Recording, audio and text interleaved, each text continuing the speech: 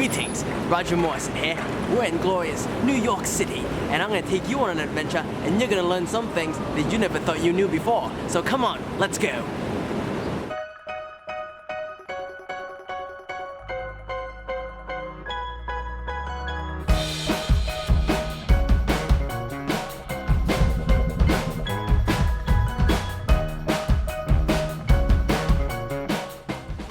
This is 6.5 Avenue. Not a lot of half avenues are in New York City. This is one of the few. We're gonna go inside and explore and see what's in there. As you can see, it's quite dark in here and actually very quiet. It's just an interlude to the next street, as we're gonna find out very shortly. Now, as you could see, if we go through here, it's gonna continue. So, 6.5 Avenue continues for quite a while, actually. But we're just gonna keep going straight down until we hit the park. Here's the famous Russian tea room.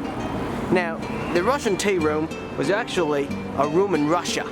And what they would do is they would take the actual Russian room and they imported it all the way to glorious New York City. So now, you have an actual tea room from Russia that you can actually enjoy right in the heart of New York. Lots of people eat in that Russian tea room, although I wouldn't suggest it myself. You can also go there because lots of people like to celebrate dinners and birthday parties.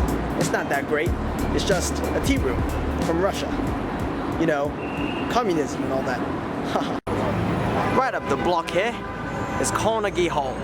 Carnegie Hall has been here since, well, I like to say, since the mid-13th century, straight from Carnegie, England. They moved it, obviously, to glorious New York City. You can see great acts here, such as Craig Ferguson, many other acts such as musicians, and myself. I actually currently perform at Carnegie Hall quite often. It's been here for such a long time that it's gained such a great reputation that across the street, or somewhere, they have actually made a deli called Carnegie Deli. This deli is fantastic. They have great bites such as corned beef sandwiches and pastrami on rye. This is Columbus Circle.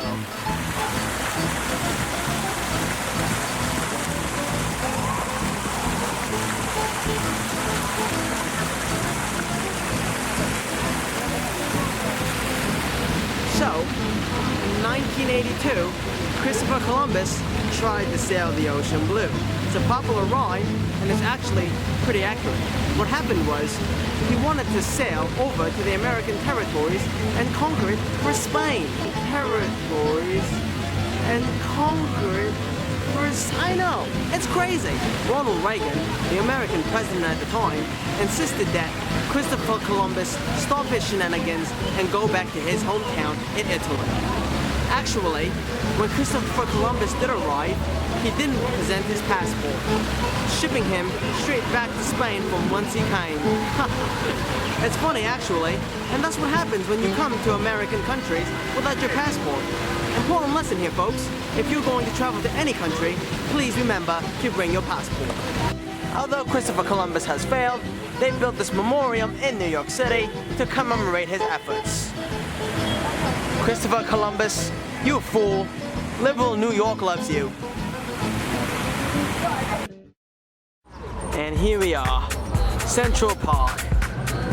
This Central Park entrance is actually right across from Columbus Circle. You see, right in here is the entrance to the park, and one of the nicest times to visit the park is at sunset.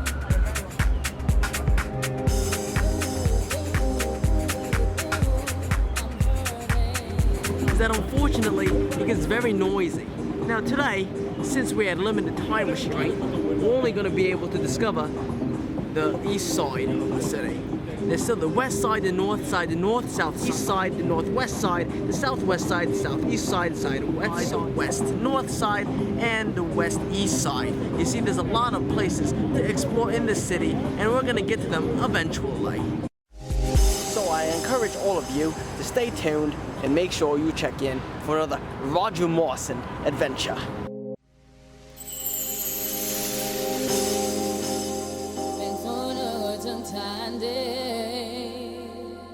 Oh foolish. That's why I gave you my all. This is 6th and a Half Avenue. Not a lot of people know about this because there aren't any such half avenues. Oh, thank you. Thank you, Mr. Taxi Man. Thank you.